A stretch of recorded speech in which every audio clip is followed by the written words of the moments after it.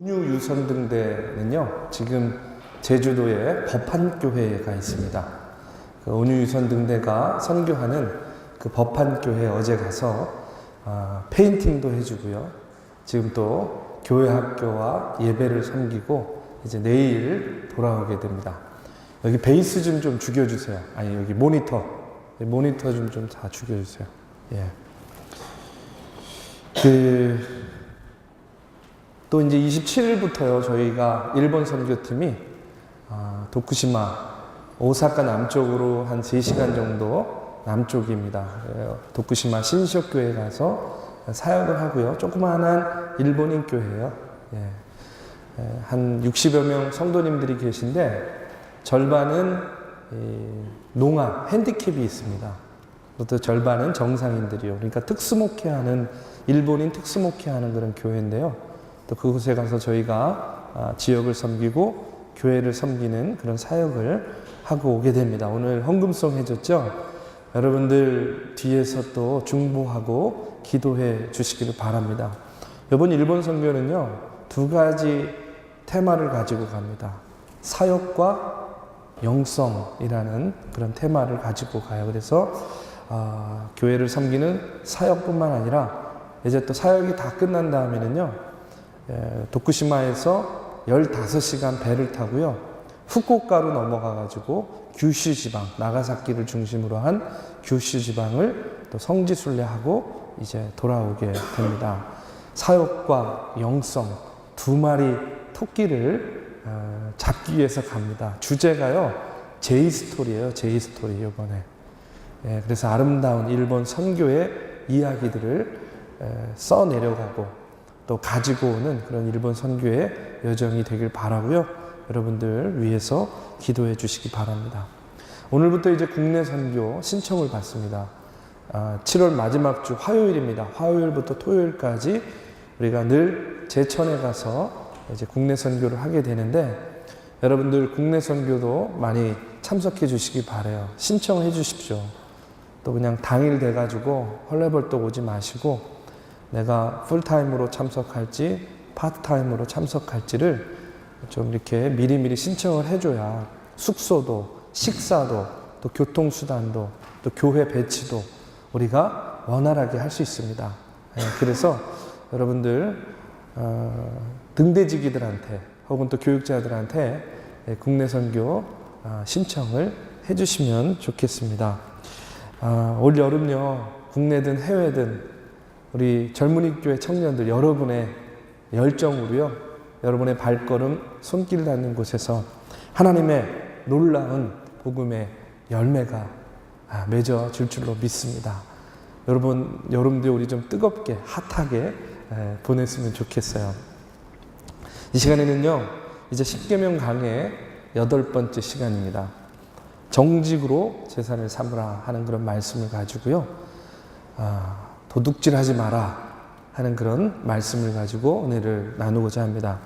십계명 강해를 계속해서 준비하면서 매 계명마다 말씀을 준비하면서 제일 먼저 저 자신에게 그 계명으로요 물어봅니다. 근데 이번 말씀도 준비하면서 먼저 저 자신에게 도둑질하지 말라 하는 그 계명을요 먼저 탁 던지고요, 혹시 이제까지 살면서 도둑질한 경험이 무엇이 있었는가 하는 것을 한번 이렇게 돌이켜서 생각을 해봤어요. 한번 여러분도 한번 해보시기 바랍니다. 도둑질한 경험들 다 있으시죠? 없어요? 아니, 저도 없을 것 같았는데 생각을 해보니까 또 막 생각이 나는 거예요. 어린 시절부터. 그래서 뭐 어린 시절에는요, 그냥 호기심이나 혹은 아무 생각 없이 그냥 어머니 지갑이 하필 저기 이렇게 있어요. 그리고 또 아무도 없고, 또 열어보니까 1,000원짜리도 몇 개 있고, 그래가지고 그냥 슬쩍 갔다가 몰래 쓰고, 물론 들켜가지고 아주 뒤지게 맞았습니다. 그렇긴 하지만 이제 그런 것도 생각이 나고요.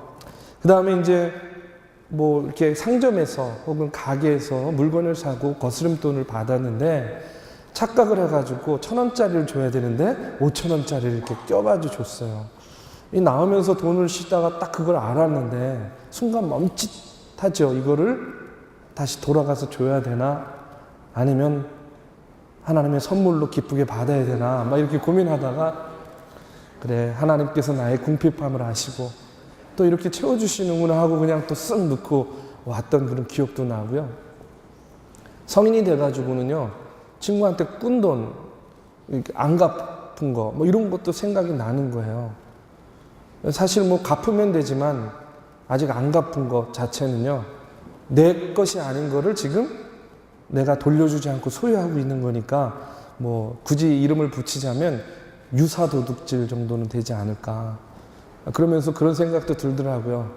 아, 빌려주던 친구가 시간도 오래됐는데 좀 잊어버렸으면 좋겠다. 이제 이런 생각도 해보긴 했어요. 여러분은 어떻습니까? 여러분 이렇게 이제까지 사는 동안 뭐 크게는 아니지만 우리가 알게 모르게 나도 모르는 사이에 내 삶의 주변에서 내 삶 속에서 일어난 그런 원치 않는 그런 도둑질, 좀 말이 좀 뉘앙스가 세긴 하지만 그런 경험들이 있을 거라고 생각이 돼요. 그런데 말씀을 준비하면서 이렇게 저 자신에게 이런 말씀을 던지고 도둑질 하지 말라, 좀 멀게 느껴졌어요, 처음에. 그러니까 생각하면 할수록 저 자신이 먼저 이 말씀 앞에, 이 계명 앞에 자유롭지가 않은 거야. 자유로울 수가 없는 거야. 여러분 어떻습니까? 제 이야기를 이렇게 들으면서 혹시 저랑 비슷한 그런 정도의 도둑질, 뭐 이런 도둑질 하지 말라는 계명으로부터 여러분 완전히 이 시간에 나는 자유롭다, 이렇게 얘기할 수 있나요? 저는요 그렇게 되기를 바라요. 저는 그런 청년들이라고 믿습니다. 그런데 여러분, 도둑질이라는 이 말의 문자적인 개념이 뭐냐면 이런 거예요. 남의 것을 훔치거나 빼앗는 것이라는 그런 뜻을 가지고 있어요. 남의 것을 훔치거나 빼앗는 것이야. 남의 것이라는 그런 의미에서도 알 수 있지만 다분히 이것이요, 물질적인 그런 개념, 물질적인 개념을 가지고 있습니다. 우리도요, 도둑질하지 말라 하는 이런 말씀을 들을 때에 눈에 보이는 어떤 소유의 개념을 먼저 떠올리고 그것으로 이해를 하기가 쉽죠. 맞습니다. 소유의 개념이에요. 하나님께서요, 우리에게 소유를 허락하셨습니다. 창세기 1장 28절에 보면 이런 말씀이 있어요. 우리 함께 같이 읽어보겠습니다. 자, 시작. 하나님이 그들에게 복을 주시며 하나님이 그들에게 이르시되 생육하고 번성하여 땅에 충만하라. 땅을 정복하라. 바다의 물고기와 하늘의 새와 땅에 움직이는 모든 생물을 다스리라. 그럼 하나님께서 우리를 창조하시고 피조물들을 창조하시고 그 다음에 인간에게요, 당신께서 허락하신 이 물질의 세계 속에서 너희들이 그 소유를 어떻게 소유하고 관리하라 하는 어떤 가이드라인을 아예 제시를 해주신 겁니다. 그래서 이와 같은 맥락 속에서 유대인들은요, 하나님의 율법을 발전시켜서 이제 도둑질을 하게 되면 어떻게 처벌을 해야 된다 하는 것을요, 아예 구체적으로 명시를 하고 있습니다. 출애굽기 22장 1절에서 4절의 말씀에 보면 이런 말씀들이 나와요. 만약에 도적이요, 양이나 소를 훔쳐가지고요, 그것을 죽여서 팔았다고 한다면 그 도적은 한 마리의 양을 훔친 데 대해서 4마리의 양으로 갚아야 되는 거예요. 한 마리 훔치면 4마리를 갚아야 돼요, 양을. 소는요, 한 마리 소를 훔치면 어떻게 되냐면 5마리로 갚아야 돼요. 이게 이제 도둑질에 대한 어떤 그런 규례인 거예요. 또 훔쳐간 사람이요, 동물을 산채로 돌려줄 수 없으면 어떻게 하느냐? 배로 갚아야 되는 거예요. 민수기 5장 7절 말씀에 보면 또 어떤 사람이 사람을 속여가지고요, 물건을 빼앗았다고 한다면 그 빼앗은 사람은요, 그 빼앗은 물건을 그래 자, 다시 합니다. 그 빼앗은 물건을 어떻게 하느냐? 온전히 갚아야 되는데 5분의 1을 더해가지고 갚아야 되는 거예요. 그러니까 뭐냐면요, 항상 훔친 것 혹은 빼앗은 것을 돌려줄 때에는 그 이상의 것으로 항상 돌려줘야 되는 것이요, 그때 당시에도 훔친 것, 도둑질에 대한 규례였습니다. 하나님께서는요, 앞서도 말씀드렸지만 우리에게 소유를 허락하셨고요. 또 누군가가 그와 같은 소유를 도둑질했을 때에 어떻게 했느냐? 반드시 그에 해당되는 벌을 받도록 규정을 하신 거예요. 그런데 예나 지금이나요, 이런 명령과 규례가 있어요. 오늘날에도 얼마나 법이 많이 있습니까? 그렇죠? 예, 법적으로 규제를 합니다. 그러나 여전히요, 우리의 삶 가운데에서 이 도둑질이라는 것, 남의 것을 빼앗고 훔치는 것들이요, 그치지 않아요. 양이나 소, 뭐 이 정도 도둑질하는 게 아니에요. 요즘에는 얼마나 지능적인지 몰라요. 도둑들을 미워하기도 합니다. 제가 영화 도둑들인가요? 그 김혜수 나오는 거 있잖아요. 맞나? 하여튼 그 영화를 봤는데, 전지현인가? 하여튼 그 영화를 봤는데, 그 영화를 보니까요, 도둑들이 얼마나 멋있게 나오는지 몰라요. 예. 우리 판단이 조금 잘못되는 청소년들은요, 나중에 너 뭐 되고 싶니? 그러면 저런 도둑 되고 싶어요. 막 이렇게 얘기할 것 같아요. 요즘에는요, 얼마나 더 지능적이고, 더 아주 그냥 기발하게요, 남의 것을 훔치고 빼앗는지 몰라요. 제가 미국에서 목회할 때 교민사회에요, 이런 이야기가 회자된 적이 있었어요. 어떤 이야기가 있었냐면, 보통 이민을 오게 되면 처음에 뭐 이렇게 언어가 잘 되지 않고 특별한 직업이 없을 경우에 많이 하는 일이요, 마켓 같은 데서 캐셔를 많이 합니다. 근데 이제 부부가 있었어요. 근데 이 부부가요, 어떤 일을 벌였냐면 남편이 마켓에 가가지고 물건을 사는 거예요. 정상적으로 계산대에서 계산을 하고 나가는 겁니다. 그 다음에 다시 돌아와가지고요, 반품을 하는 거예요. 반품을 할 때에는요, 어떻게 하냐면 자기 아내가 캐셔로 있는 그 카운터에 가가지고 그걸 반품하는 거예요. 모르는 척하고. 아내는 그걸 반품 받아줘요. 미국은요, 반품 무지하게 잘 되거든요. 그럼 반품 받은 물건은 옆에다 놓는 거예요. 그냥 탁 놓죠. 잘 관심을 안 갖거든요, 아무도. 그러면 남편이 또 몰래 슬쩍 그것을 가지고 가는 거예요. 그렇게 해가지고요, 마켓에 있는 물건을요, 계속 빼돌린 거예요. 그래가지고 그게 발각이 된 거예요. 이제는 하다 안 되니까 가족이 나서요, 가족이. 부부가 나서고, 가족이 나서고. 그렇게 해가지고요, 물건을 훔치고 도둑질을 하는 것을 보게 됩니다. 여러분, 사람들은요, 수고하지 않고, 혹은 노력하지 않고요, 대가 얻는 것을 굉장히 좋아해요. 그러면서 뭐라고 이야기합니까? 야, 운이 너무 좋았어. 야, 오늘 수지 맞았네. 이렇게 환호하고 좋아하는 거예요. 여러분, 운이 좋은 게 아닙니다. 수지 맞은 게 아니죠. 그건 뭐예요? 도둑질한 겁니다. 그런데 물질을 도둑질하는 것 외에 또 다른 도둑질이 있어요. 그게 뭐냐면 우리가 잘못이라고 인지하지 못하는 가운데에 벌어지는 그런 도둑질입니다. 예를 들면 이런 게 있을 것 같아요. 시간을 도둑질하는 거. 시간을 도둑질하는 거. 여러분, 회사에 다니는 사람들 제일 바라는 근무 조건이 무엇이겠습니까? 어떤 근무 조건이면 좋겠어요? 제가 이렇게 생각해 보니까 그냥 단순합니다. 적게 일하고 돈 많이 주는 직장이면 좋겠어요. 그렇죠? 그러면 반대로 사장님들, 고용인들은 어떤 생각을 하겠습니까?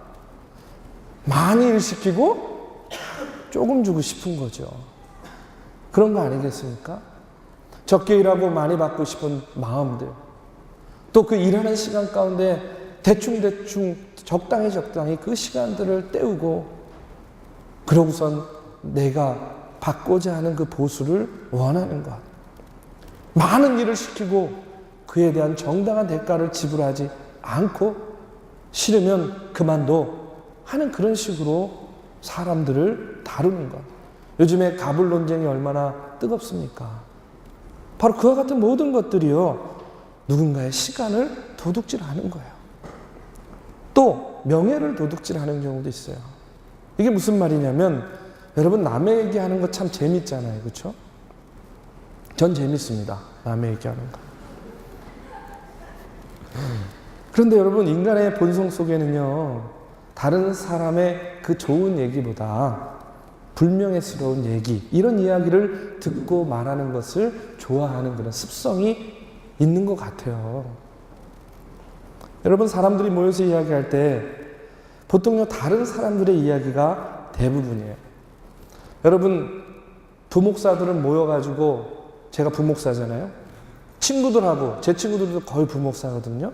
모여서 누구 얘기할 것 같습니까? 네, 다 아시죠? 담임 목사님 얘기해요. 네. 그럼 담임 목사님들은 모여서 누구 얘기할까요? 부목사 얘기하죠. 참 말 안 들어. 막 우리 부목사 있는데 막 이제 이러면서. 본성인 것 같아요. 남의 이야기하는 거 좋아하는 게. 저는요, 절대 항상 제 마음속에 그런 다짐들을 가지고 있어요. 누군가에 대해서 전에 들은 이야기는요, 잘 믿지 않으려고 합니다. 만약에 문제가 생겼을 때는요, 그 사람과 직접 만나서 앞뒤 정황, 그 이야기를 들어서 제가 스스로 판단이 되었을 때에만 그것을 팩트로 믿어요. 그래서 제가 남의 얘기를 잘 듣지 않아요. 왜냐하면요, 잘못하면 다른 사람의 명예를, 다른 사람의 이름을 도둑질하는 그런 죄를 범할 수 있기 때문에 그래요. 여러분, 사람이 한번 잃어버린 명예를요, 다시 찾는 것이요, 얼마나 힘든 일인지 모릅니다. 성경에 보면 잠언은요, 3가지는 결코 돌아올 수 없다고 이야기해요. 돌아올 수 없는 3가지. 그게 뭐냐면 이거예요. 한 번 쏜 화살, 그리고 잃어버린 기회, 그리고 입 밖으로 나간 말은요, 다시 돌아올 수 없다라고 이야기해요. 사람에게서요, 이와 같은 말들을 통해서 명예를 빼앗는 것보다 악한 일은 없는 겁니다. 그렇기 때문에. 그런데요, 지금 이 말을 하는 저도 아까도 말씀드렸지만 참 남의 험담하는 거 좋아해요. 다른 사람 험담하는 거 듣는 것도 좋아요. 야, 누구? 뭐? 막 이러면서. 야, 걔가 어쨌는데? 사고 쳤어? 너무너무 신이 나는 거예요. 그런 얘기 들으면. 그래서 제가 그런 생각 들었어요. 세상에서 제일 재미있는 구경이 어떤 구경인지 아십니까? 싸움 구경. 그쵸? 예. 세상에서 제일 재미있는 구경은요, 싸움 구경입니다. 세상에서 제일 재미있는 이야기는 어떤 이야기인지 아십니까? 남의 이야기예요, 남의 이야기. 여러분, 교회가요, 얼마나 또 말이 많은 곳입니까? 우리가요, 이 부분에서요, 자유로울 수가 없어요. 교회가 얼마나 말이 많아요. 그쵸? 목회하면서 제일 힘든 게 뭔지 아십니까? 말이 힘든 거예요, 말이. 사람이 힘든 게 아니라. 그런데 신앙적인 이야기, 말씀에 대한 이야기, 이런 것들로 주의 전이 넘치고 차고 넘치면 참 좋겠는데, 의외로요, 이 교회도요, 남의 이야기 때문에 참 시험에 들고 어려운 일을 당하는 경우가 얼마나 많은지 몰라요. 사람을 살리는 말들이 넘쳐나면 좋겠는데, 사람을 깎아내리고 편견을 갖게 하고 죽이는 말들이요, 얼마나 이 교회 가운데에 차고 넘치는지 몰라요. 우리 젊은이 교회가 그렇다는 게 아니라 일반적으로 교회가 그렇다는 거예요. 네. 여러분, 세상에서 제일 재미있는 남의 이야기를 하면 교회 생활이 재미있을지는 모르겠어요. 그러나 신앙은 잘하지 않습니다. 신앙은 성장하지 않는 거예요. 왜요? 이런 모습이야말로 바로 명예를 도둑질하는 것이기 때문에 그렇습니다. 마지막으로 가장 대범한 도둑질이 있어요. 이건 뭐냐면 바로 하나님의 것, 하나님의 소유를 도둑질하는 거예요. 정말 대범하지 않습니까? 아니, 어떻게 다른 것도 아니고 하나님의 것, 하나님의 소유를 도둑질한단 말입니까? 그런데 그 대범한 도둑질을요, 지금 우리가 아무 생각 없이 하고 있어요. 여러분, 구약성경 말라기 3장 8절에서 9절 말씀에 보면 이런 말씀이 나옵니다. 우리 같이 한번 봉독하겠습니다. 자, 시작. 사람이 어찌 하나님의 것을 도둑질하겠느냐? 그러나 너희는 나의 것을 도둑질하고도 말하기를 우리가 어떻게 주의 것을 도둑질하였나이까 하는도다. 이는 곧 11조와 봉헌문이라.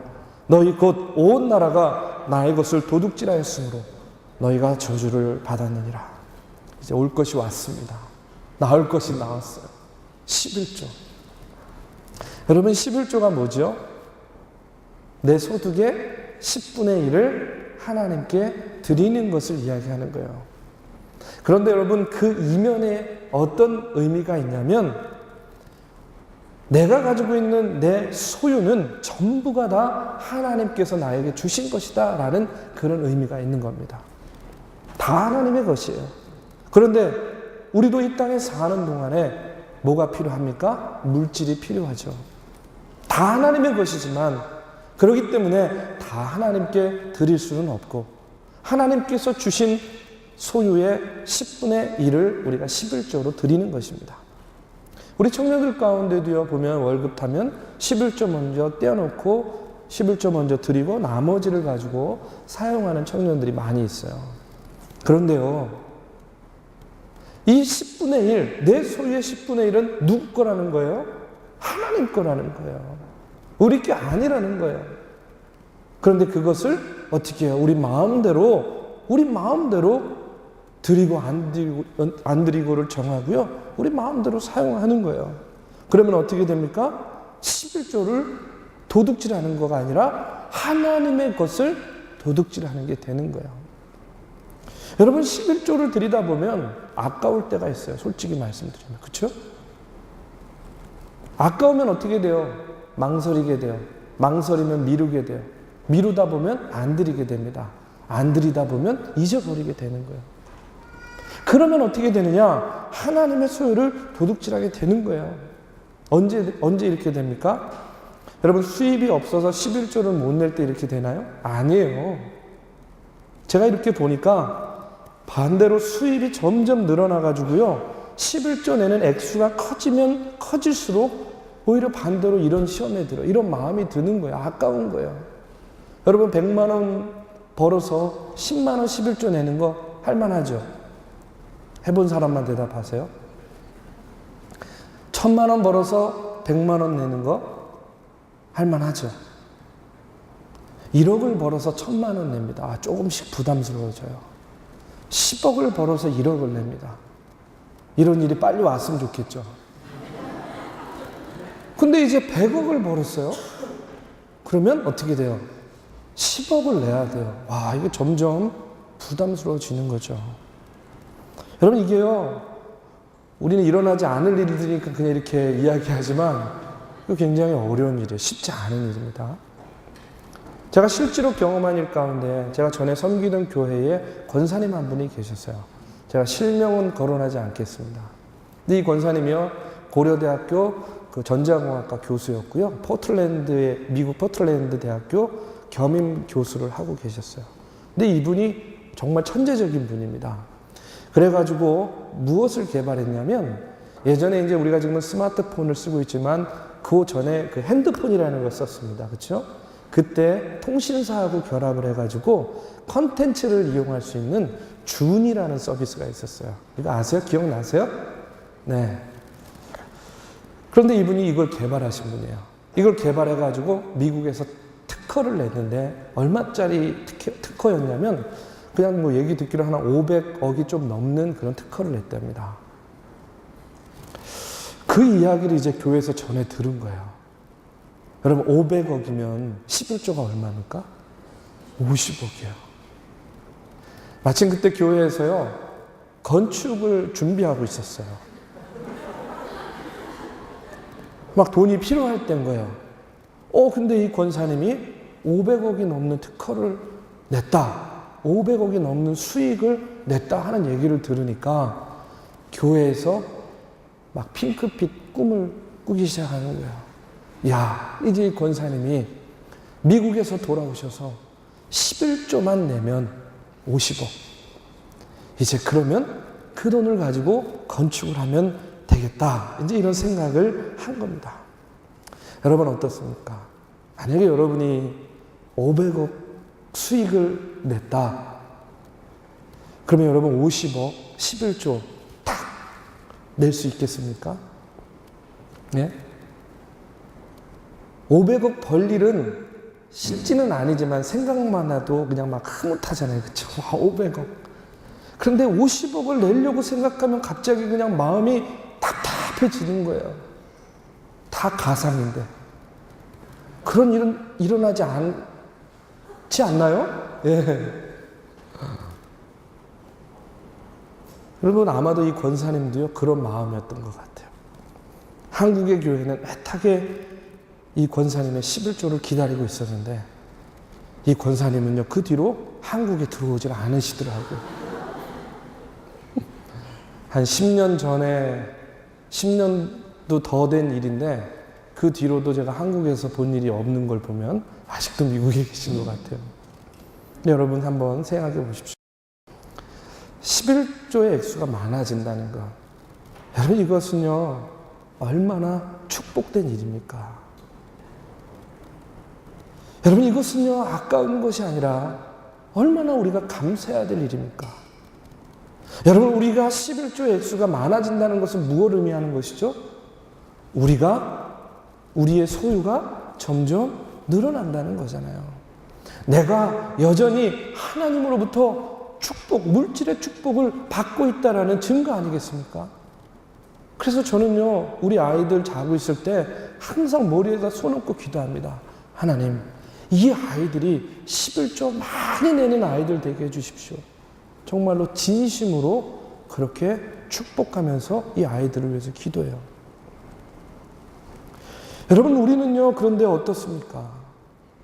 이 물질에 대한 부분만 보면 받은 축복에 대한 감사보다는 내 것이 아닌 하나님의 것을 하나님께 드리면서도 어떻게 해요? 망설여요. 주저해요. 아까워합니다. 이런 마음을요, 우리말로 뭐라 그럽니까? 도둑놈 심보라 그러죠. 그런데 이것을 성경은 오늘 이렇게 이야기하는 거예요. 도둑질이라고. 하나님의 소유를 뺏어가는 도둑질이다 라고 이렇게 오늘 성경은 분명하게 이야기하고 있는 거예요. 여러분, 11조를요, 가장 간단하게 드리는 방법은요, 무조건 나에게 소유가 있을 때 10분의 1은요, 내 것이 아니고 하나님의 것이다 라고 생각해 버리는 겁니다. 내 것이라고 생각하니까 아까운 거예요. 그러나 이것은 하나님의 것이다 이렇게 애초에 생각하면요, 아깝지 않습니다. 오히려 나에게 남은 그 10분의 9 때문에 우리가 감사할 수 있는 거예요. 헤셀 포드라는 목사님은요, 이런 이야기를 했습니다. 우리가 하나님 나라에 갈 적에 저 사람은 남의 담장을 뛰어넘으면서 남의 것을 도둑질했습니다. 이렇게 논구하는 검사의 논고를 듣는 것보다 이 사람이 하나님의 것을 도적질했습니다 라는 말을 들을 때가 올 것이다 하고 이렇게 이야기했어요. 남의 담장을 뛰어넘어서 남의 소유를 훔치는 것보다 하나님의 소유를, 하나님의 것을 하나님께 드리지 않는 도둑질이 더욱더 크고 더 많은 사람들이 그곳에서부터 자유롭지 않을 거다라는 그런 이야기예요. 사랑하는 믿음의 청년 여러분, 11조는요, 드려도 되고 형편이 어려우면 안 해도 되는 것이 아니에요. 성경에 보면 11조를 드리는 것은요, 칭찬받을 만한 일을 하는 것이 아니라 당연한 일을 하는 겁니다. 그렇다면 반대로 11조를 드리지 않는 것은요, 양해받을 만한 일을 하는 것이 아니라 바로 하나님의 것을 도적질하는 것이다 라고 이렇게 성경은 이야기하고 있어요. 여러분, 청년의 때부터 여러분의 소유가 내 것이 아닌 하나님의 것임을 여러분 고백하시기 바랍니다. 욥은요, 욥기 1장 28절의 말씀에서 뭐라고 고백합니까? 주신 이도 하나님이시요 거두시는 이도 하나님이시니 내가 여호와 하나님을 찬양합니다 하고 그렇게 고백을 하고 있어요. 오늘 우리가 이 땅에서 누리는 우리의 소유의 개념은요, 바로 욥이 이렇게 고백한 것과 같은 그런 근거를 가지고 우리가 우리의 소유에 대한 개념을 가져야 됩니다. 여러분, 많은 것을 누리고 있어요? 많은 것을 가지고 있습니까? 누구의 것입니까? 하나님의 것이에요. 주신 분이 하나님이십니다. 내가 순식간에 많은 것을 잃었습니까? 내 것이 없어졌습니까? 내가 손해를 봤습니까? 그것도 내 것을 잃은 것이 아니라 하나님의 것을 잃은 거예요. 하나님이 하나님의 것을 거두어 가신 겁니다. 오늘 우리가 갖는 소유의 개념은 바로 이와 같은 개념이 돼야 되는 거예요. 여러분, 하나님께서는 우리에게요, 앞서도 말씀을 드렸지만 소유를 허락하셨어요. 그런데 그 소유, 우리에게 주신 소유를요, 우리에게 주신 물질을 우리가 잘 관리하고 사용하기를 원하고 계십니다. 그런데 우리의 본성은 어떠냐? 남의 것을 빼앗고 훔쳐내서라도 내 것으로 만들고자 하는 그런 탐욕이 우리 안에는 다 있는 거예요. 하나님께서는 그런 우리들을 향해서 오늘 10계명의 제8계명으로 우리에게 계명을 주시는 겁니다. 도둑질하지 말라. 도둑질하지 말라. 이렇게 명령하고 계신 거예요. 여러분, 그렇다면 우리가 어떻게 하면 도둑질하지 않을 수 있겠습니까? 저는요, 그 첫 번째로 만족함을 가져야 된다, 그렇게 생각해요. 만족해야 됩니다. 잠언 15장 15절에서 16절의 말씀을 보면 이런 말씀이 나옵니다. 함께 읽어보겠습니다. 자, 시작. 고난받는 자는 그날이 다 험악하나 마음이 즐거운 자는 항상 잔치하느니라. 가산이 적어도 여호와를 경외하는 것이 크게 하고 번뇌하는 것보다 나으니라. 여러분, 뭐라고 이야기합니까? 우리는요, 때때로 우리가 너무너무 바빠가지고요, 우리가 가지고 있는 것조차도 제대로 누리지 못하고 살 때가 너무나 많아요. 시간이 점점 지나면서 우리의 소유는 점점 늘어가는데 만족함은요, 늘어가지 않고 뭐만 늘어가요? 번뇌만 늘어가는 그런 삶을 삽니다. 얼마 전에 정글의 법칙을 보니까 축구선수 안정환이 나와가지고요, 야생동물을 이렇게 만나러 가면서 그런 얘기 하더라고요. 아, 여기 와가지고 벌어놓은 돈도 다 못 쓰고 잘못하면 죽게 생겼다, 뭐 이렇게 농담 삼아 얘기하는데, 제가 그 얘기 들으면서 보통 사람들, 우리네 사람들의 모습이 비슷한 것 같아요. 열심히 벌어요. 열심히 모아요. 열심히 축적해요. 그런데 벌어놓은 것마저도 다 사용하지 못해요. 쓰지도 못해요. 그런 기회도 갖지 못해요. 아니, 만족감도 없어요. 번뇌만 점점 늘어가는 그런 삶을 삽니다. 벌기만 하고 제대로 써보지도 못하고 죽는 인생들이요, 얼마나 많은지 몰라요. 그렇기 때문에 여러분, 가난하여도 우리의 삶 가운데에 여호와를 경외할 수 있는 믿음을 가지고 우리가 만족하는 그런 삶을 살아라 하고, 이렇게 오늘 잠언의 말씀은 우리에게 권면하고 있는 겁니다. 지금 부족하여도 내 삶에 만족하는 삶을 살 때에 여러분, 우리가 행복해질 수 있는 거예요. 예수 믿는 사람의 특권이 뭐겠습니까? 그것은요, 우리의 소유나 환경이나 여건에 의해서 우리가 행복과 불행이 결정되는 것이 아니라요, 예수 믿고 구원받아서 내가 영원한 생명 가운데 있느냐 없느냐에 의해서 우리의 행복과 불행이 결정된다 하는 것입니다. 지금 내가 물질적으로 궁핍해요. 지금 내가 사회적으로 별로 보잘것 없어요. 그러나 그럼에도 불구하고 그 입술을 통해서 예수님, 나는 행복합니다 하는 그런 고백을 할 수 있는 사람들이 바로 크리스찬이라는 거예요. 왜요? 내가 소유는 비록 적고 가난할지언정, 내가 사회적으로 그렇게 뛰어나고 변변한 그런 직장이나 내세울 것은 없어도 내 안에 누가 계셔요? 주님이 계시잖아요. 내가 무엇을 얻고 소유했어요? 영생의 삶을 내가 얻고 소유했잖아요. 그렇기 때문에 그 입술을 통해서도 예수님, 주님, 나는 행복합니다 하고 이렇게 고백할 수 있는 거야. 그것이 바로 오늘을 사는 저와 여러분의 특권인 것입니다. 여러분, 그러기 위해서 우리는요, 우리의 소유에 대해서, 우리의 물질에 대해서요, 다시 한번 생각해 봐야 됩니다. 그리고 우리의 영혼이, 우리의 마음이 하나님 앞에 정직함으로, 정직한 영으로 서 있는지를 우리가 다시 한번 점검해 봐야 되는 거예요. 잠언 30장 8절에서 9절 말씀에 보면 이런 말씀이 있습니다. 우리 함께 같이 봉독하겠습니다. 시작. 곧 헛된 것과 거짓말을 내게서 멀리 하옵시며 나를 가난하게도 마옵시고 부하게도 마옵시고 오직 필요한 양식으로 나를 먹이시옵소서. 혹 내가 배불러서 하나님을 모른다 여호와가 누구냐 할까 하오며 혹 내가 가난하여 도둑질하고 내 하나님의 이름을 욕하게 할까 두려워함이니이다. 저는 이 말씀을 읽으면서요 얼마나 은혜를 받았는지 몰라요.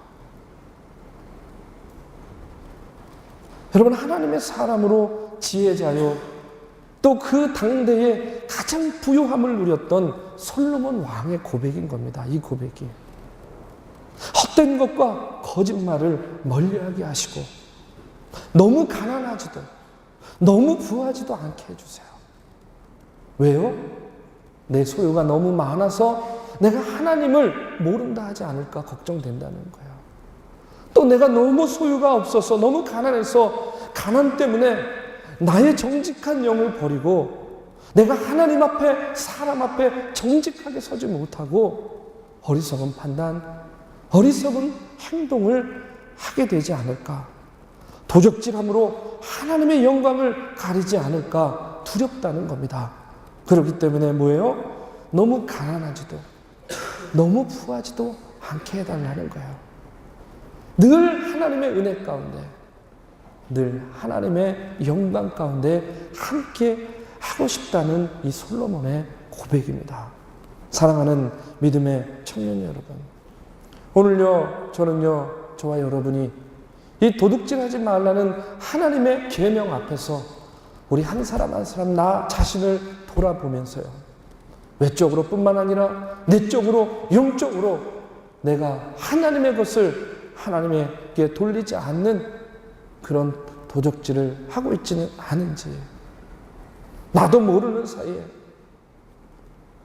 알게 모르게 내 삶 속에서 타인에게 혹은 나 자신에게 부끄러운 일들을 통해서 내가 도적과 같은 모습으로 살고 있지는 않은지 여러분 우리를 돌아보기를 간절히 바랍니다.